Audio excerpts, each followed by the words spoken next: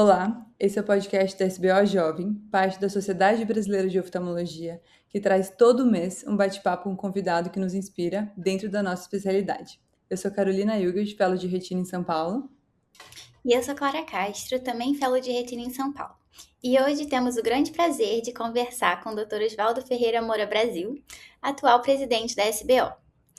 Ele também é diretor de assuntos acadêmicos da SBRV, doutor em oftalmologia pela Unifesp, uma figura muito respeitada na oftalmologia brasileira, conhecida por uma trajetória marcada por consistência, firmeza e um jeito próprio de liderar, sempre com respeito e estabilidade, e também muito querido pelos colegas. A ideia aqui é justamente entender como se constrói uma carreira assim ao longo do tempo. Bem-vindo, Dico! Muito obrigado, é uma honra para mim estar participando. Clara, Carol, vocês falam que os convidados inspiram vocês, mas vocês é que na realidade são motivo de inspiração para todo mundo que ouve o podcast de vocês, como eu ouvi durante esses quase 2 anos, todos os episódios, e fui aprendendo muitas coisas com vocês também. Como vocês conduziram bem, tantas entrevistas bacanas, e é um privilégio para mim poder participar. Obrigada, Dico. E além de, obviamente, fazer muito sentido esse episódio pela sua posição na SBO, você é uma pessoa que realmente nos inspira, de verdade, assim. E acho que a gente vai conseguir explorar bem isso nesse episódio. Você é uma pessoa que vem de uma tradição na oftalmologia, mas com muita consistência você leva a sua carreira e a forma com que você se relaciona de uma forma muito elegante, muito, sabe? E eu acho que os jovens oftalmos têm muito a aprender com isso, assim como eu e a Clara aprendemos já há alguns aninhos. E Obrigado. começando do início, queríamos saber como foi a sua formação e, nas suas palavras, o que te levou para a oftalmologia. Bom, minha escolha pela oftalmologia foi relativamente fácil, né? Eu venho de uma família de oftalmologistas, eu, na realidade, sou a quinta geração de oftalmologista na família. Eu me formei em medicina pela UFRJ, né? E aí depois eu fiz minha residência na UFRJ. Já no final da residência, eu comecei a trabalhar, né, na clínica, no IBOL, onde eu trabalho até hoje, que é uma clínica onde meu pai é um dos sócios, então a minha adaptação realmente no mercado de trabalho foi muito fácil. E logo eu fui para Cleveland, né, eu fiquei lá 2005 e 2006, eu tive a oportunidade de fazer meu fellow de retina lá, e depois eu voltei, eventualmente fiz meu doutorado, né, na Unifesp, e basicamente minha formação assim foi essa, sem entrar em grandes detalhes. Você falou que acho que dessa herança, né, da família, acho que eu nunca comentei isso, mas na faculdade sempre roda esses resumos antigos, não sei o quê. Eu tinha um resumo que você fez de oftalmologia, Dico, quando você estava na faculdade com o Bruno Nossa, Fontes. Era 1900 mas você foi da UFRJ? Não? Você Não, eu fui da Unirio, eu fiz no rodou outras faculdades. rodou Você outras sabe, faculdades e alguns anos. Aí eu, gente. cara, que legal. Você sabe, eu quando fiz vestibular para medicina, eu fui de um colégio que não era um colégio, digamos assim, especificamente forte para o vestibular aqui no Rio, que era o Andrews. E houve um determinado momento que a formação do Andrews, assim, o Andrews não estava assim com grandes aprovações, e minha mãe na época falou assim, tá na hora de mudar vocês de escola, para mim e para os meus irmãos. O Felipe era mais novo, e aí ele foi para o Santo Agostinho, assim, ele não teve muita opção, mas eu e o Bruno já éramos mais velhos, a gente quer continuar no Andrews. Então, assim, quando chegou no ano do vestibular, é que bateu aquele negócio assim, pô, eu nem conheço ninguém que é da UFRJ, né? Era assim, tipo um sonho impossível.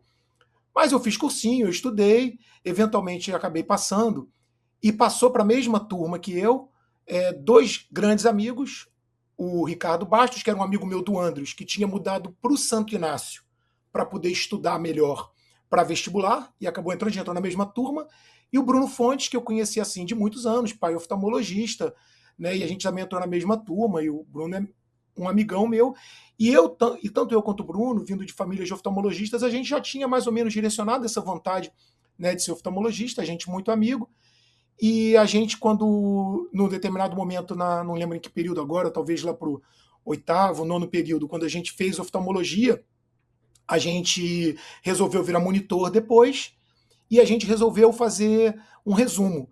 Por que a gente fez aquele resumo? Porque a oftalmologia dentro da UFRJ naquela época não era a principal escolha das pessoas, né? A UFRJ estava num momento assim, pô, no auge, né? Todo mundo clínica médica, cirurgia geral. O oftalmologista era meio um troço secundário, né? Dentro da faculdade de medicina no hospital universitário. Então as provas se repetiam muito. Mas, pô, vamos fazer uma coisa que ajude as pessoas a se preparar para aquelas mesmas questões que tem na prova todo ano. E aí veio esse resumo. E você sabe que tempos depois, anos depois, eu atendi uma estudante de medicina no consultório, né? E ela falou: Poxa, acabei de fazer oftalmologia, estudei para a prova pelo seu resumo. Falei: Caraca, né? Que coisa. E agora você na Unirio o pessoal estudava pelo resumo que eu e Brunão fizemos lá na UFRJ. Pô, muito, Sim. muito E hoje interessante. Se bobear, esse tá na Xerox até hoje lá, deve estar cheio de erro. Não, PDF circulando nos PDF, grupos. né? Pô, na nossa época era um negócio que ficava lá na Xerox. É. E hoje o Bruno Fontes também é Ele é o da secretário-geral, diretoria, né? né? Secretário-geral da É, SBO. então, o Bruno, eu e Bruno, a gente começou na SBO junto. A gente fez, não vou lembrar agora exatamente que ano, então, provavelmente no nosso primeiro ano de residência, talvez 2002, o primeiro fórum de residentes da SBO. Isso, na época, o Paulo César Fontes era o presidente da sociedade, PC é o pai do Bruno, e, e ele queria fazer uma coisa diferente. Então, na época, eu e o Bruno elaboramos esse negócio de fórum de residentes, que era um troço que até então, na oftalmologia, a gente desconhecia. E a gente também não tinha visto isso em outras especialidades. Né? Se a oftalmologia ou as outras especialidades, elas têm, de uma forma geral, até hoje, alguma coisa das pessoas mais velhas dominarem, naquela época era total. A pessoa jovem, ela não tinha vez. Né? Então a gente tinha aquele negócio, pô, tinha que dar vez para o pessoal novo, e uma forma de ter essa representação era através do Fórum de Residentes. Então a gente fez o primeiro Fórum de Residentes de Oftalmologia do Brasil, com certeza. Nunca tinha tido nenhum outro como esse. E aí o que aconteceu? Aí, como a gente queria um tema que fosse geral para todos, pensamos num tema de glaucoma. Né? Aí, na época, eu convidei o Sérgio Meirelles, que estava fazendo o doutorado dele no Fundão, e o Bruno chamou o Augusto Paranhos, que era um cara que ele admirava pra caramba lá na escola. O Bruno foi residente da Unifesp. Né? Ele foi fazer depois a residência dele em São Paulo, depois que ele terminou a faculdade. E assim, o troço começou muito bem, no meio do negócio virou uma briga, virou uma guerra, porque ali rolou um Rio-São Paulo, assim, e aí o pessoal começou a vaiar um, gritar pro outro, virou um fla-flu dentro do Congresso, mas no fim das contas foi muito legal, e no ano seguinte teve o segundo fórum de residentes, que nós fizemos, depois a gente terminou a residência, e aí foi tocado por outros, aí o fórum acabou, voltou, e hoje a gente tem a SBO Jovem, que é uma coisa muito maior, né, muito melhor, que vocês duas coordenam tão bem. Ai, a gente ama isso aqui, já estamos nostálgica que tá chegando ao fim do biênio. Mas voltando para a sua carreira, Dico, teve algum momento assim emblemático que você mudou a sua visão quanto à profissão? Porque assim, hoje a gente vê assim, a oftalmo parece não ser só seu trabalho, mas também sua vida. Sua esposa também tá oftalmo, você fala toda a família, você tem esses projetos políticos, projetos de ensino. Como é que teve essa virada de chave para você? Olha, eu vou te falar que assim, eu cresci vivendo isso muito por conta do meu pai, né? Meu pai sempre foi, ainda é meu exemplo, e eu assisti ao longo da vida o crescimento da carreira dele participando dessas coisas. Né? Então, assim, ir a congresso, né? Tentar tá lá, assistir, fazer bom relacionamento, apresentar trabalho. né? E assim a gente vai ganhando uma oportunidade de eventualmente ser chamado para alguma coisa, para participar. Na própria sociedade, quando terminei a residência, quando eu voltei dos Estados Unidos, era a época que estava começando mais essa parte assim de tecnologia, de informação, e eu era novo, e a gente criou, na época na SBO, uma comissão de internet, olha só, para tentar melhorar o website.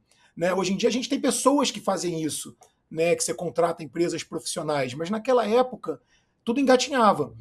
Então, assim, e aí eu comecei a ter uma entrada na sociedade, eventualmente fui participar em algumas outras diretorias, aí tive minha participação na SBRV, fui participando também de outras diretorias, já estou lá há algum tempo, mas eu acho que essas coisas elas vão aparecendo à medida que você vai buscando, né? Que você vai participando, vai se mostrando capaz.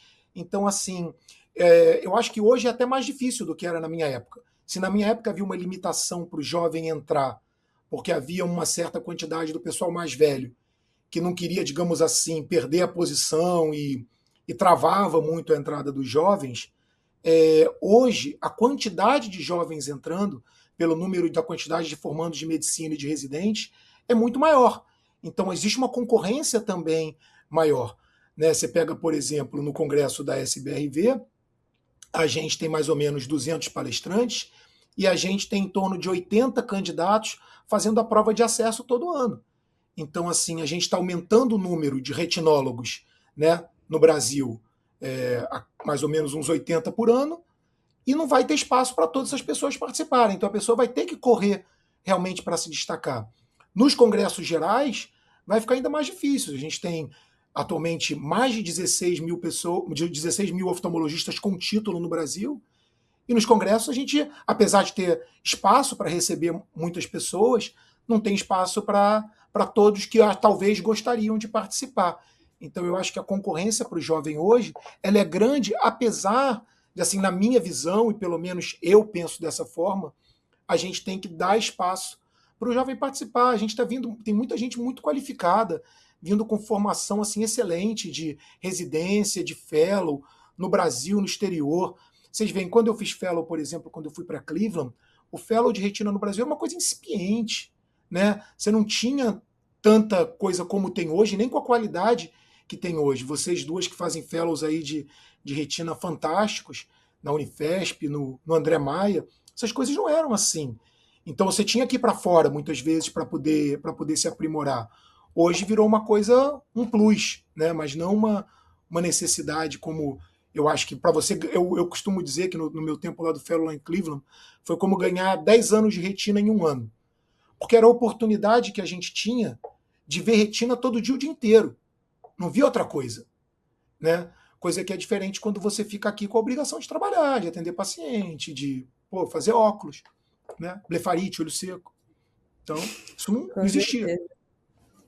E acho que esse é um tema até que não é só do oftalmo, né? O número de médicos, médicos jovens, enfim, pessoas cada vez mais qualificadas buscando um espaço. E é algo até que eu queria a sua opinião, Dico, porque hoje em dia a gente vê cada vez mais a importância da presença nas redes, né? O Instagram hoje em dia lança muitas pessoas e é realmente impressionante a procura até que essas redes sociais o impacto delas no nosso dia a dia em relação ao volume de paciente. Então, existe o palco hoje das redes sociais. Só que o que eu vejo, né, eu acho que isso até já foi um comentário, já teve conversa sobre isso, é que redes sociais hoje em dia é um pouco terra de ninguém, né? Você escreve um post lindo, né? Faz, enfim, pode ser da sua cabeça. Muitas pessoas vão ter aquilo como verdade.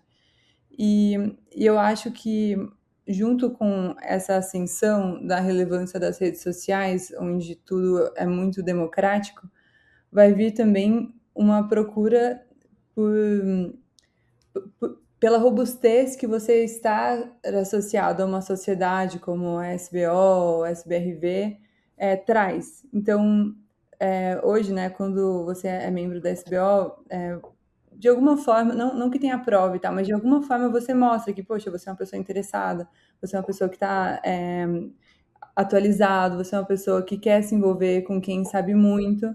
E eu acho que talvez, nesse momento, né, a gente falando da sociedade e todo essa sua história de engajamento, de alguma forma político, eu acho que isso é algo que talvez os jovens, nós jovens, a gente deva realmente buscar, né? Realmente se envolver, apesar de estar um pouco saturado, de se envolver cada vez mais em ser associado e a ficar conhecido, não só nas redes sociais pelos pacientes, mas também pelos seus pares, né? Carol, você tocou num ponto assim que eu considero fundamental. Eu acho que a gente pode dividir isso em duas partes. Primeiro, assim, da vantagem que você pode ter como sócio, mas também da importância de você ser membro da sociedade. Por dois motivos. Primeiro, assim, vou começar pela questão de você ser sócio, por exemplo, da SBO. Para você ser sócio titular da SBO, você tem que ser oftalmologista. Então, assim, um cara que hoje é sócio titular da sociedade, ele só consegue ser porque ele comprovou que ele obteve título de especialista em oftalmologia, senão ele não tem como ser. Então, uma situação que a gente teve logo que eu assumi a sociedade era que tinha algumas pessoas que se diziam sócios da SBO no Instagram, como você falou, uma terra de ninguém, né? Olha só, se você pegar um exemplo, por exemplo, do futebol, é uma loucura, né? O cara perde um jogo, de repente todo mundo quer a cabeça dele, no outro jogo ele ganha. Então você vê uma coisa, um troço muito louco, é uma terra totalmente de ninguém. E na medicina caminha da mesma forma. Mas às vezes uma pessoa quer um determinado palco ali e assim, ela tem que se manter dentro de um limite ético, mas ela não pode mentir. E no que se refere à sociedade, a sociedade tem que proteger o interesse dos sócios e a gente teve que avisar algumas pessoas: ó, você tem que tirar. Algumas pessoas tiveram que tirar. A gente tem um departamento jurídico e a pessoa só pode botar que é sócio se ela de fato for sócio. Entendeu? Porque quando ela está dizendo que ela é sócia, ela está dizendo que ela é especialista. E algumas pessoas, por exemplo, assim, são sócios enquanto são residentes, e o sócio residente, o aspirante, ele é por um tempo. Depois ele não é mais. Ele tem que comprovar que ele obteve o título para ele virar titular. E aí o cara mantém lá como sócio, isso não pode. E então, assim, isso é uma coisa. A segunda coisa é você oferecer uma vantagem prática para o sócio. Então, assim, uma coisa que é o que eu busquei dentro do site, né? Porque a gente tentando usar a tecnologia, né, na melhor forma possível. Primeiro, aquelas coisas tradicionais, você ter geolocalizador, oferecer oportunidade de ter currículo, esse tipo de coisa. Eu não sei se vocês sabem, mas lá na sociedade a gente recebe assim dezenas de mensagens assim todo mês perguntando assim: fulano é especialista, fulano é não sei o que lá, membro da sociedade, chega direto. E assim, e a gente tem que responder que assim, a pessoa que é especialista ela não é obrigada a se associar. A SBO tem uma resposta pronta. Mas quem está lá e é sócio, essa pessoa ela comprovou ser especialista para poder estar lá. Ou ela é um residente em formação. Entendeu? Porque isso é uma busca que as pessoas fazem. Infelizmente, a gente tem essa questão, né, da judicialização, muita coisa que se busca assim nesse sentido. E aí, fora isso, o que eu pensei?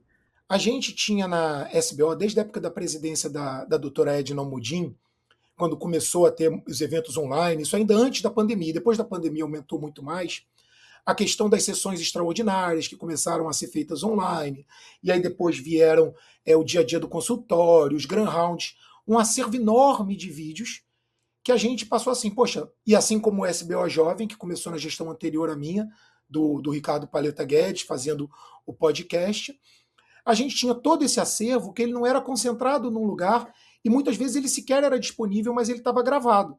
Então a gente botou isso tudo para dentro do site, a gente criou um mecanismo de busca, então eu posso buscar lá Clara Castro, Carolina Hilgert, 5.000 referências. Né? Vocês estão todo mês, né? Mas aparece lá onde participou, falando do quê. Então você pode buscar um tema, sei lá, ceratocone, doença de Coates, e aí tudo isso aparece em que podcast ou em que Grand Round ou em que live isso apareceu. Isso vira uma fonte de estudos. Então isso começou pequenininho, e quando a gente fez um levantamento no final do ano passado, a gente fez um evento no aniversário da SBO no final do ano passado, chamado SBO Day, onde a gente recebeu o pessoal da indústria, que patrocina a sociedade, tudo, a gente estava só nesses vídeos com mais ou menos 7 mil acessos por mês. Então, assim, eu achei isso um número muito significativo de sócios, porque somente o sócio ele tem acesso ao conteúdo do vídeo. Né? Todo mundo pode chegar lá e ver, menos no nosso podcast, porque o nosso podcast é aberto no YouTube. Mas nos vídeos das sessões, ele fica lá somente para o sócio ter acesso. Então o cara busca lá, sei lá, ceratocone, quer ver, pega uma figura destacada, por exemplo, o Renato Ambrosio. E aí tem lá as aulas que o Renato deu, o tema que ele falou, e o cara pode assistir ele falando, entendeu? E aquilo dali fica como um acervo contínuo para pesquisar e para estudar, para o cara onde ele estiver, em qualquer lugar que ele estiver no mundo, com o celular dele, com o computador dele, ele vê, você cria um acervo permanente de estudos. Então essa eu achei que seria uma vantagem boa também para o sócio da sociedade. Logicamente, o sócio da sociedade ele tem desconto na inscrição do congresso, ele tem acesso ao SBO Update, que vocês participaram lá na sede, que foi muito legal, está sendo muito legal, a gente tem feito. E você começa a dar umas vantagens, porque assim, ele tem que, digamos assim, tirar algum valor da contribuição que ele faz para a sociedade, que não só é uma contribuição para a oftalmologia, para a defesa de classe dele, para ter uma assessoria jurídica, mas principalmente para a educação médica continuada. Eu tenho para mim que a educação médica continuada é o papel mais importante da sociedade. Né? Hoje em dia, infelizmente, a gente tem muitas pessoas que não conseguem estar nos congressos. Os congressos são longe, às vezes o cara está no interior. Poxa, custo de avião, custo de hotel, inscrição do congresso. Então, se você fornecer uma forma de acesso remoto para essas pessoas poderem estar se atualizando, e logicamente que a gente gosta de ter todo mundo no congresso, é o nosso momento de confraternização, é o nosso momento que a gente tem a oportunidade de se dedicar também ao estudo, né, e valoriza também a participação dentro da sociedade, mas a gente sabe que isso nem sempre é possível. Né? A gente tem muito mais sócio do que o número de pessoas que de fato conseguem ir ao congresso todo ano. E a gente tem visão também de quem está nos grandes centros, né? Às vezes a gente estando no Rio, São Paulo, já é difícil ir nos congressos, e ainda mais pessoal no interior, então é muito importante. O Brasil é um país com muitas diferenças. Eu percebi isso muito. Desculpa te interromper, Clara. Posso continuar? Claro. Tranquilo? Então, uma coisa que eu percebi isso muito foi na questão da pós-graduação. A SBO, por exemplo, ela tem desde 1955 uma pós-graduação que na época formava mesmo residentes, mas aí depois ela passou a servir como um apoio para residentes que estão fazendo residência nos seus serviços lá, ou especialização, onde elas podem ter um acesso a um curso teórico. Como é que era isso? Como é que isso funcionava? Quando eu fui residente da UFRJ, como eu falei para vocês, e eu fiz simultaneamente a pós-graduação na SBO, como faziam os residentes do Rio de Janeiro. Né? Então tinha muitos lá, nós éramos na época uma turma, sei lá, de 30 e tantos alunos, de diversos serviços de residência do Rio, porque as aulas eram na sede da SBO no Rio, e a gente tinha, não lembro agora com certeza, mas era segunda e quarta do primeiro ano, terça e quinta do segundo ano, e na sexta-feira os residentes do terceiro ano, que iam lá para ter aula com médicos, com oftalmologistas, com professores também do Rio de Janeiro. Isso, assim, durante anos, mais de 50 anos, a SBO formou pessoas dessa forma, principalmente numa época que o Rio de Janeiro chegou a ser assim, ser o epicentro da oftalmologia no Brasil. As pessoas vinham do Brasil inteiro para fazer residência no Hospital dos Servidores, né, que era muito conhecido e tal. E depois a oftalmologia, logicamente, se espalhou pelo Brasil todo. E tinha outros grandes centros no Brasil também, em outras épocas, mas houve uma época que o Rio de Janeiro concentrou muita gente vindo de vários lugares. E aí, dentro daquela aulinha ali, você tinha a oportunidade de conhecer professores, fazer perguntas, né, para tirar dúvidas, porque as residências, de uma forma geral, elas são heterogêneas. Não é todo mundo que está fazendo residência no hospital universitário que tem acesso a todas as especialidades, que tem acesso a professores de outras especialidades. Mas aí veio a pandemia, durante 1 ano, 2, os auditórios esvaziaram, os congressos pararam, e teve que se adaptar a ter uma pós-graduação online, e a gente começou a ter residentes de forma crescente de vários lugares do Brasil, e eu até hoje sou professor e coordeno o módulo de retina na pós-graduação, e aí eu comecei a ter contato com um cara que era residente do Nordeste, e que no final do curso, né, e depois que a gente vira presidente da sociedade, a gente começa também a se interessar mais no que as pessoas pensam, né? De ouvir a opinião das pessoas, porque a gente quer sempre buscar melhorar. E eu perguntei no final da aula assim, gente, e aí, tá tudo bem? Vocês estão gostando do curso? Tem alguma coisa que vocês podem... Sabe o que eu ouvi das pessoas assim? Ah, doutor, professor, muito obrigado. Pô, eu nunca teria oportunidade de aprender isso aqui. Porque às vezes ele está num lugar lá onde ele tem um volume de cirurgia de catarata, mas ele não tem oportunidade de ter uma aula de estrabismo, de ter uma aula de retina, assim. E isso no curso de pós-graduação, os residentes que estão no Brasil todos têm. É lógico que eles têm que ter a parte prática no serviço onde eles estão fazendo a residência, a especialização deles, mas serve como um apoio teórico. A gente fala, o curso de pós-graduação da SBO, ele não dá título de especialista, de forma nenhuma, ele é um complemento. Ele é um complemento a uma formação prática. Pode ser que alguns serviços não se beneficiem disso, porque tem residências muito completas. Eu considero que eu tive uma residência muito completa no FRJ, mas mesmo assim eu fiz parte disso. E esse curso, ao longo aí agora de 71 anos, né, ele formou mais de 1.000 oftalmologistas, presidentes da SBO, do CBO, das sociedades de especialidade. Vários foram alunos do curso de pós-graduação ao longo desses anos todos. Super interessante, Dico. Realmente as coisas vão se complementando, né? E sobre essa diferenciação profissional, que é tão importante, que a gente comentou até agora, o que, na sua opinião, pesa mais na construção da reputação hoje? Competência, técnica, postura ou consistência? Todos, né? Mas assim, se você puder falar assim, Carol, hoje em dia. cada um com as suas qualidades. A gente tem profissionais de sucesso que às vezes não são grandes especialistas, não detêm um super conhecimento, mas são bons gestores de saúde, sabem encaminhar o paciente para lá e para cá, para ouvir um especialista, e esse paciente sempre volta neles, porque eles são bons com o paciente. E o paciente reconhece isso. A gente tem outras pessoas que são super especializadas, cirurgiões competentes, habilidosos, e que às vezes não têm uma relação tão boa com o paciente. Eu hoje estou na gestão de uma clínica que tem 105 oftalmologistas. Eu já vi de tudo, entendeu? Então, assim, tem pessoas que tem cada um com a sua qualidade, e tem pessoas que às vezes juntam mais de uma qualidade. Isso não torna ninguém melhor ou pior, né? As pessoas têm ambições diferentes, né? Eu vejo pessoas que são excelentes e que estão às vezes num congresso e não dão meia palestra, mas o cara está lá assistindo e ele está aprendendo, e às vezes você chama, porque mais de uma vez eu tive a oportunidade de fazer programa, e pô, esse cara é muito bom, e o cara nem aceita, que ele não quer, entendeu? Não é a área dele, não quer ter estresse, preparar a aula, mas eu tô lá e tô aprendendo. Então, assim, a qualidade de cada um. Eu acho ruim quando a pessoa não se atualiza, como eu falei para vocês. Eu acho o congresso uma ótima oportunidade, porque você junta algumas coisas, mas a pessoa que, por exemplo, está só no seu consultório e ela recebe a amostrinha grátis do colírio, e ele fala o que a pessoa do laboratório falou, essa pessoa está com mais chance de comer uma mosca, de fazer uma coisa que não seja, digamos assim, a melhor no interesse do paciente. Então, assim, isso eu acho que é, digamos assim, uma falha, né, que a gente pode descrever assim do atendimento.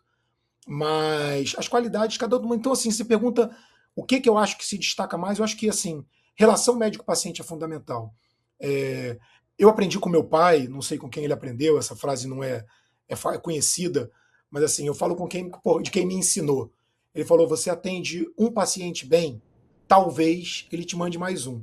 Você atende um mal, você perdeu 10. Porque assim, se alguém sabe que você não é muito bom, ou não gostou muito de você, essa pessoa nunca mais vai votar em você e vai falar para os outros, vai falar, mas aquele cara ali é ruim. Entendeu? Por outro lado, quantos pacientes a gente não atende, fala assim, oh, nossa, às vezes você atende o paciente e fala, nossa, que cirurgia de catarata bem feita, quem te operou? Ah, não sei. O cara não tem nem ideia. Isso é super comum. Não vou nem dizer no SUS, porque no SUS a pessoa muitas vezes não sabe mesmo, mas às vezes pelo plano de saúde, onde pessoas com bons planos tiveram a oportunidade de escolher, e muitas vezes pacientes particulares. Porque muitas vezes o cara que é particular, ele é uma pessoa de bom padrão e que ele muitas vezes tem um médico oftalmologista geral que gere a saúde dele, que manda ele para operar catarata e ele volta depois no médico dele. Não, meu oftalmologista é o doutor fulano. Essa pessoa não perde paciente. Entendeu? Por quê? Porque ela tem boa relação médico-paciente. Então, assim, eu acho que a relação médico-paciente é o número 1. Seja você um profissional bom ou médio, eu não vou dizer ruim, ruim você perde sempre, mas assim, se você tem uma boa relação, os pacientes voltam em você, pelo menos é a ideia que eu tenho. Isso de ter várias qualidades, eu sempre conheci o Dico como o presidente da nossa sociedade, aquele Não, pessoa que só nos admirava. últimos 2 anos, hein, presidente da sociedade, hein? Clara não quer falar, mas eu conheço ela desde que ela era criança, brincando na piscina, nos grupos de retina lá em Búzios. Eu já eu residente e você ainda criança lá com a Lana e tudo. Aí, então, eu sempre É que conheci eu esse tô lado velho, Clara, você não, dos eu é que tô velho. encontros. Mas aí foi muito legal que eu, atendendo no Rio, agora também como oftalmo lá, já atendi e conheci duas pessoas que eram suas pacientes, que elas te Ah, que amavam, legal. que a cirurgia tinha Ah, sido que um legal. sucesso, uma que operou com um, não gostou, aí foi com outro. E assim, eu acho que esse relato, inclusive, assim, você não fez nada. Só acompanhou e explicou para ela que não ia ter tratamento, não ia ter intervenção cirúrgica, mas você ia acompanhar e adorou. Aí eu, meu Ai, que presidente. bom. Ah, obrigado. E Olha Diego, só. assim, nesse sentido, você transmite muita firmeza, líder, mas ao mesmo tempo tem essas relações muito boas, né? Não só com os pacientes, mas é uma pessoa querida e por todos Obrigado. na oftalmo. Como é que você encontra esse equilíbrio, assim, entre ao mesmo tempo ser respeitado, impor, mas ser aquele cara Não, leve? assim, eu acho que assim, mais uma vez eu vou voltar no exemplo do meu pai, né? Eu acho que eu sempre vi meu pai circular em todos os grupos, né? Sendo uma pessoa assim que se dava bem com todo mundo. Acho que faz parte da personalidade dele e a gente sempre seguia por exemplos, né? Vou te contar, por exemplo, da parte cirúrgica. Eu sempre quis ser cirurgião, né? Eu gostava de fazer procedimento, e eu tinha vontade de aprender a operar, e eu sempre quis assistir o máximo de pessoas que eu pude operar, né? Porque eu acho que quanto mais pessoas você vê, mais você tira para si aquelas qualidades que você acha importantes para você construir do jeito que você é. E na questão que você falou realmente assim da liderança, eu acho que fez muito bem para mim, antes de chegar à presidência da SBO, ter participado em várias diretorias, né, não só na SBO, como também na SBRV, e assistido e estado nessa política da oftalmologia há muito tempo, porque desde criança eu ouvia, né, do meu pai e dos amigos dele, que estavam sempre, participava, né, das conversas, e principalmente quando você vai começando a entender mais da coisa, era de você, assim, em primeiro lugar, tentar não se inimizar com ninguém. Mas, por outro lado, eu acho que uma das piores coisas que uma pessoa que quer ter um papel de liderança pode ser é indeciso. Tá? Eu acho que a indecisão é a pior característica de uma pessoa que está na liderança. E você vai vendo isso ao longo do tempo que as pessoas vão. Não dizendo que assim um presidente, um diretor foi melhor ou pior que o outro, mas você observa ao longo do tempo aquelas coisas que você pega para si como assim, poxa, isso é bom, isso é ruim. E para mim, indecisão é a pior. Né? Eu acho que assim, coisas boas que eu aprendi é assim, você deixar as pessoas trabalharem, você confiar no trabalho das pessoas. Você pode estar olhando, mas você tem que dar liberdade para as pessoas trabalharem. Né? E eu acho que um bom exemplo, que uma grande escolha que eu fiz, está aqui, são vocês duas. A gente combinou o que a gente ia fazer, não é verdade? São minhas testemunhas aqui. Pode dizer que não, não, não falou nada disso. A gente combinou, a gente decidiu as metas que a gente queria, quais eram as coisas que a gente ia fazer, que a gente ia fazer o podcast, que a gente ia fazer a imagem do mês. A gente combinou o que a gente ia fazer. Eu participei, acho que muito mais junto com vocês no início. E vocês decolaram, meninas, assim. E tá aí o sucesso e o brilho todo de vocês, que é mérito todo de vocês. E que eu sempre agradeço a vocês. Mas, assim, porque eu acho que, assim, vocês mereceram a confiança de fazer.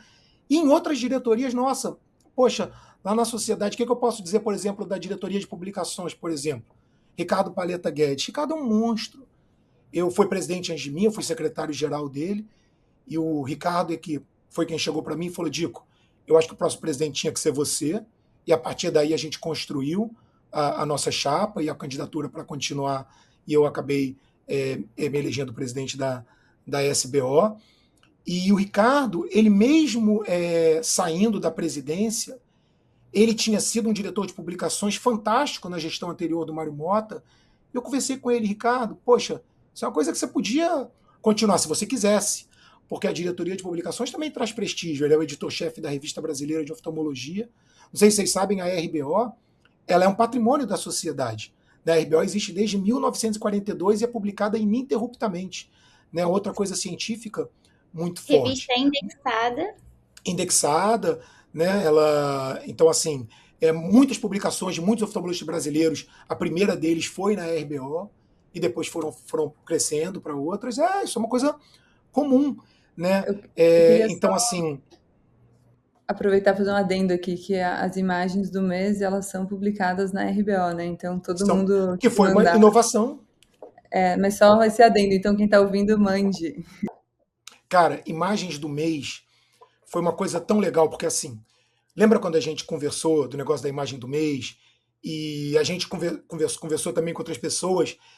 Isso aí não vai dar certo, as pessoas não sei o que lá, blá blá blá. E depois que o trabalho foi engrenando, e hoje como ele está sendo, o que eu ouço assim de elogio, assim, quando começou o negócio a engrenar, eu recebi, não foi uma ou duas, eu recebi várias mensagens assim, como vocês devem ter ouvido também, de chefes de residência, falando assim: pô, Dico, cara, o seu negócio de mais vezes movimentou a residência. Os residentes querem buscar imagens para ganhar a imagem do mês. E o fato dela conseguir ser publicada na RBO, que é um tremendo plus, também tem o mérito do nosso diretor de publicações, do Ricardo. Né? Assim como a pós-graduação, é um trabalho também constante do Flavinho Macorde, que vocês já entrevistaram aqui. E também que é um sujeito fantástico e que trabalha demais na pós-graduação e também nos Grand Rounds fazendo. Então, assim, é um trabalho de muitas pessoas. O Bruno me ajuda demais. O Bruno é secretário-geral, ele é o presidente quando eu não posso estar, e é uma pessoa que, assim, que eu sempre recorro ao conselho dele. Eu acho que, assim, eu tento ouvir todo mundo. Eu acho que essa é uma outra coisa que eu aprendi. A decisão, porque, assim, dentro das sociedades, assim, não sei se vocês sabem isso, mas o presidente é quase que um poder absoluto. Tem muita coisa que o presidente não pode fazer. Isso qualquer sociedade médica. Né? Isso vem um pouco da própria constituição do que é um presidente. Né? Eu não sei se vocês gostam assim, muito de história, eu adoro. Tem uma história que eu gosto muito, que é do George Washington. Né? Depois da Revolução Americana, várias pessoas assim super importantes participaram da Revolução Americana, mas o George Washington acabou no final sendo escolhido para ser o chefe, né, o líder da nova nação dos Estados Unidos, lá em 1780, sei lá quando foi, mais ou menos no final do século. E queriam decidir como é que ele ia ser chamado. Né? E havia naquela época muita questão assim de posição aristocrática. Né? Você tem que ser Sua Alteza, né? Os Estados Unidos, né? Afinal de contas, toda a influência da realeza britânica e tal. E o George Washington escolheu para ele essa palavra, presidente, que não foi uma palavra que ele inventou, ela já existia, mas presidente, naquela época, designava uma função burocrática.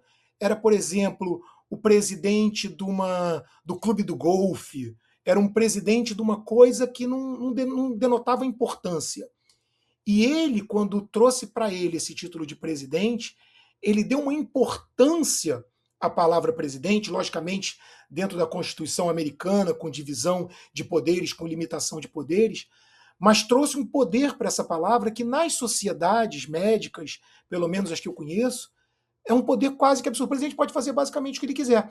Então, assim, eu acho que é muito importante a gente dividir as decisões. Então, tem sempre pessoas, Bruna é uma delas, que eu recorro e que a gente discute, que a gente divide as nossas dificuldades e o que a gente precisa e o que a gente pode fazer para a gente poder chegar a uma decisão melhor, mas sabendo que a decisão é sempre do presidente. E o presidente não pode ser indeciso.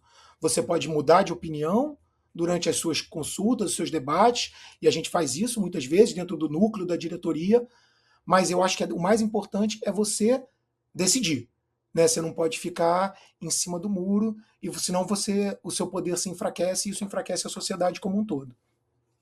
Com certeza, Dico. Acho que faz todo sentido e eu acho que isso vem com uma necessidade de uma maturidade grande, né? Então, acho que o que você citou, né, da importância do caminho que você percorreu dentro desses outros núcleos, com certeza te fez, né, ser capaz, assim como os anteriores, a assumir esse cargo.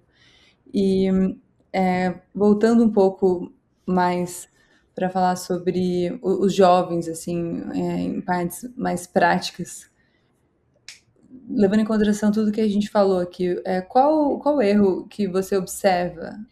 Qual o principal erro que você observa nos jovens que estão começando hoje? Você acha que estão com pressa? Você acha, enfim, como que você acha que as pessoas deveriam lidar enfim, evoluir nesse sentido? Eu acho que assim, o que a gente mais vê assim é, de defeito, às vezes é uma certa angústia de querer assim aparecer demais, ou às vezes tá no topo muito cedo, ganhar dinheiro muito rápido, talvez até um pouco pela pressão que você falou das redes sociais. Então, a pessoa às vezes, eu acho que ela pode acabar exagerando. Eu não acho que isso seja certo ou errado, era o que até faltou falar na rede social. Eu acho que tudo que você faz dentro da ética, né, de uma forma moralmente. Eu acredito muito, né, se você pensar assim, no pensamento socrático, que a virtude é o bem mais importante, né? Que a gente ter excelência moral, né? Da gente o crescimento moral que vai te tornar uma pessoa melhor, né? Eu acredito, isso eu acho que é uma coisa que eu acredito para mim. Pode ter pessoas que não concordem. Sócrates não agradou todo mundo, mas assim eu acredito que é uma coisa importante. Então assim eu acho que por isso que eu falo tem pessoas que vão pensar de um jeito, pessoas que vão pensar do outro, e fazendo de uma forma moral e ética, não tem problema nenhum. Mas eu acho que, de certa forma, atrapalha, sabe? Eu acho que você tem muito mais chance de crescer cultivando o seu espaço, se aproximando e ocupando os espaços devagar. Eu acho que com isso você é mais respeitado, né? Eu acho que assim, você não precisa atropelar ninguém. Ah, não vamos falar de justiça. Certamente o mundo não é justo, né? A gente pode ser nós justos com os outros, mas não espere que os outros sejam justos com a gente. Então, assim, vai conquistar o seu espaço, mas sabendo que não é um mar de rosas, né? Mas é assim que eu Eu, penso, entendeu? Você eu mesmo gostei falou, muito. Carol, quando a sua descrição, você falou da pressa. É isso mesmo, da pressa. Eu gostei muito do que você falou sobre esse pensamento socrático. Eu também divido a mesma opinião que você. E o que eu acho, né, e até apontando para mim e para pessoas próximas que eu gosto, né, muito, eu acho que existe de fato essa pressão das redes sociais, como você pontuou, e as pessoas acabam pela pressão mesmo, pelas expectativas, querendo externar muito o que elas acham que elas têm que ser nesse momento, o que elas acham que o momento pede. Então, você tem que performar, nossa, eu não postei nada que estou no centro cirúrgico essa semana, será que as pessoas vão achar que eu não estou operando? Tipo, você pode estar operando todos os dias e não estar postando, né? E você fica muito ansioso pro externo, né? Porque se posicionar nas redes sociais acaba sendo algo essencial. E a gente ouve isso Não, repetidamente. e, E e isso é uma coisa importante, assim, porque assim, os exemplos a gente tem que pensar em situações diferentes. Instagram, para mim, eu não tinha Instagram. Meu Instagram era assim, um pouco, em algum momento lá, a Aline, né, que se vocês conhecem a Aline Fernandes, trabalha lá comigo, ela falou assim, pô, Dico, você não tem Instagram? Como é que pode você não ter Instagram? Eu tava operando, ela bateu uma foto de mim operando e ela criou minha conta no Instagram, que era uma conta que tinha lá o avatar de eu operando e não tinha mais nada. Não tinha nenhum post, não tinha nada. E as pessoas começaram a me seguir. Porque às vezes conhecia o meu nome lá e tal, às vezes um paciente que procurava e que seguia, não tinha nada. Aí quando eu virei presidente da SBO, aí assim, foi até uma exigência da Roberta, né? Vocês sabem que a Roberta, ela é dura, né? E ela falou assim, não, você tem que ter a SBO, a presidente da SBO tem que ter Instagram. Eu comecei a postar as coisas, né? por conta da presidência da SBO. Mas por que isso, para mim, talvez não tenha sido tão importante? Eu fiz pela sociedade. Porque, poxa, bem ou mal, eu já tinha uma clínica consolidada, eu já tinha um nome no mercado, eu já tinha uma situação. Mas às vezes a pessoa que é nova e que ela precisa de um passo a mais para ser conhecida, ela usa a rede social para isso e com muita justiça, contanto que ela faça de uma forma ética, né? Eu acho que ela deve até fazer isso. Então, uma coisa que é verdade para mim não é verdade para uma outra pessoa que está começando assim. Então, são situações, eu acho que distintas. Mas eu acho que o que você falou está perfeito, Carol. E acho que as pessoas, eu, né, todos nós temos que nos preocupar realmente com essa robustez, né, e um pouco mais devagar e sempre, do que saltar de um precipício e achar que vou voar e confiar que o vento vai estar sempre a favor. E tudo que a gente conversou sobre essa importância do respaldo da sociedade, sobre a relação com os seus pares, até para você tomar decisões compartilhadas e tal, é realmente muito importante, mais do que nunca, até ouso dizer. Ah, eu concordo, você está certíssima. E Dico, agora já encaminhando para o final, uma perguntinha que a gente gosta de sempre fazer. Se você pudesse deixar um conselho para um jovem que quer ser reconhecido na oftalmologia, qual seria? Seja ético, trate bem seus pacientes, estude sempre, né? Se atualize. Eu acho que dessa forma, eu acho que sempre tem lugar para pessoas boas, bem formadas, que gostem de trabalhar, que estudem. Essa pessoa sempre vai ter espaço. E ela vai crescer. Ela não precisa obrigatoriamente terminar, às vezes, o fellow. Pô, eu fiz fellow, eu publiquei 200 trabalhos no fellow, então eu vou abrir meu consultório particular e eu tenho que estar cheio e eu vou cobrar caro porque eu sou bom demais. A vida não é assim. Ela tem que começar de algum lugar. Essa formação certamente vai ajudá-la. Mas assim, isso vai ser construído, isso não é do dia para a noite. Tem concorrência, entendeu? Ser bom não significa que você sabe muito, não significa que às vezes você é bom com o seu paciente no trato, né? Eu acho que cirurgia não é uma coisa. Eu gosto, mas eu acho que cirurgia é uma coisa para quem gosta, entendeu? Eu acho que tem pessoas que falam assim, cara, eu não me sinto confortável no centro cirúrgico. E é normal isso. Oftalmologia é uma especialidade que a pessoa pode ter esse privilégio de fazer cirurgia, de fazer clínica, de fazer exames complementares. Então, assim, isso a gente convive toda hora, né? Com pessoas se cobrando. Né? Pô, por que eu não vou operar? Né? Se eu podia operar. Né? Então, assim, eu não vejo cirurgia como uma coisa obrigatória, a não ser que a pessoa goste. Se você gosta, a gente gosta, né, Carol? Para quem gosta de cirurgia, cara, é muito bom, é muito legal. Entendeu? É meu dia feliz. Amanhã, quinta-feira. Quinta-feira é meu dia de centro cirúrgico. Aqui também. Né? É isso. Então, assim, não que eu não goste de estar no consultório, mas assim, cirurgia, assim, invista nisso. E como que eu acho que você deve investir em cirurgia? Pelo menos foi o modelo que eu segui. Não pense em ganhar dinheiro. Pensa em ter a oportunidade de operar ao máximo. Porque assim, quanto mais você operar, melhor cirurgião você vai ser. O dom, o talento, eles podem te facilitar. Eles podem te jogar um pouco na frente no início, né? Mas assim, o que vai te tornar um cirurgião melhor é você treinar bastante, é você operar bastante, é você observar outras pessoas que sabem mais, que estão, não é nem que saiba mais, mas que estão há mais tempo do que você operando e já viveram mais coisas, e assim você vai formando o cirurgião que você vai ser. Então, assim, de um cirurgião para cirurgiões iniciantes, né, de um cirurgião que ambiciona ser melhor sempre, né, a gente sempre quer melhorar e quer fazer coisas melhores.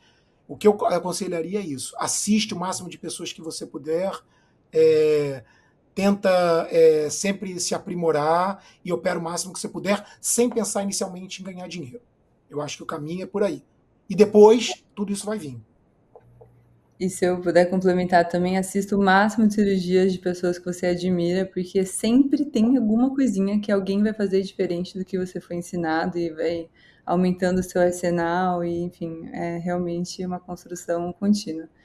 E agora, infelizmente, nosso tempo está acabando e gostaria de agradecer demais ao Dr. Osvaldo, o Dico, pela oportunidade de conversar aqui com a gente. E é uma honra realmente, né, ter o atual presidente da sociedade, uma pessoa que a gente admira na pessoa física e na pessoa jurídica, e agradecer também publicamente aqui pela oportunidade que você confiou a mim e a Clara em estar liderando a SBO Jovem. Foi realmente, está sendo, né? Porque ainda não acabou, tá com gostinho de Ainda temos final. trabalho para fazer. Ainda tem muita coisa, tem o congresso, no Rio de Janeiro.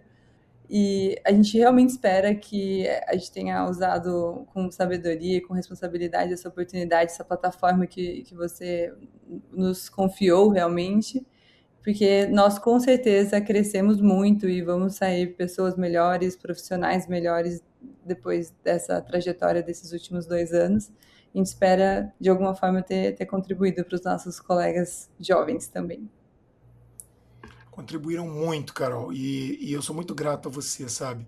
A você e a Clara, e a todos que eu falei aqui, que ajudaram e contribuíram. A gente não constrói nada sozinho, né? A gente vai botando um tijolinho, mais um tijolinho, e a gente tenta deixar a melhor base para que quem possa vir depois possa fazer ainda melhor do que a gente. O que eu quero é que o próximo presidente possa fazer mais coisas do que eu fiz e que seja ainda melhor para a sociedade.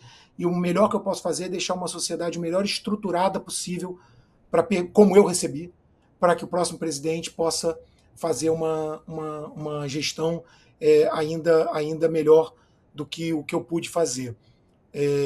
Eu acho que assim, um sentimento que eu sempre tive assim e que eu tenho por vocês e por todo mundo que me ajudou a crescer e tudo é gratidão. Assim, eu sempre agradeço. Assim, eu acho que tem uma frase que eu gosto muito, né, também do filósofo grego, né, que é gratidão é a memória do coração, né? Então é o que a gente guarda de bom das pessoas que estão com a gente, e eu sou muito grato a vocês pelo trabalho que vocês fizeram. Eu acho que se eu tive um mérito foi escolher vocês duas, pelo que eu conhecia de vocês, da família de vocês, do caráter da família de vocês, que me levou a poder chamar vocês no Congresso de 2024, né? E que vocês prontamente aceitaram. Né? A gente tinha que construir a SBO Jovem ali, eu tinha pensado, e eu falei, não, vou com elas duas.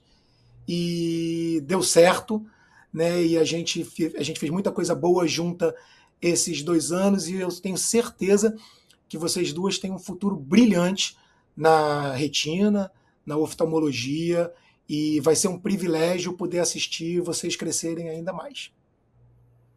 Ah, Dico, fico realmente emocionada você falando da época do convite. Eu fiquei tão feliz, eu e a Carol, a gente Eu tava sei, eu vi na cara de vocês a felicidade. E Isso a é gente muito nem se legal. conhecia direito, né, Clara? nossa, eu É fiquei verdade. eufórica. E eu já imaginava que poderia ser uma boa oportunidade e tudo mais, mas não tinha noção do quanto a gente cresceria nesse processo, estar em contato próximo com você também, aprender com o exemplo, foi muito especial, todos os nossos convidados. E obrigada pela presença hoje. Em junho estaremos todos juntos no Congresso da SBO no Rio de Janeiro, com a sessão da 2 a, SBO Jovem, 2 a 4 de julho, sessão da SBO Jovem dia 4 de julho, amanhã 4 de toda. julho. Exatamente. Amanhã toda lá. Congresso vai ser no Windsor. Recorde de trabalhos recebidos. Sabe quantos trabalhos a gente recebeu para o Congresso? Posso falar para Quando? vocês, porque 535 trabalhos. Olha só Uau. a força científica, né, das pessoas mandando trabalho para a sociedade. Né? Então, assim, a gente está muito feliz, está tudo dando muito certo. Os convidados estrangeiros, a gente tem os principais palestrantes nacionais, a maioria deles, convidados estrangeiros muito legais. A gente vai ter na quinta-feira, né, no dia 2, um coquetel de abertura de frente para o mar. Vai ser muito legal, com uma banda bacana tocando. A gente tem várias surpresas para a sessão de abertura. Então, assim, vai ser muito legal. E espero No poder Rio ver de todos lá. Janeiro, né, também, não tem como não. Ótimo. E nosso Rio de Janeiro, né, Clarinha? É isso. É uma boa desculpa para ir para o Rio de Janeiro. E para ficar perfeito, você que está nos escutando, faça logo sua inscrição para não perder essa É oportunidade. isso aí, Muito bem lembrado. obrigada novamente. Não esqueçam de ver os nossos episódios anteriores, cada um com a sua peculiaridade. Todos valem muito a pena. Tchau.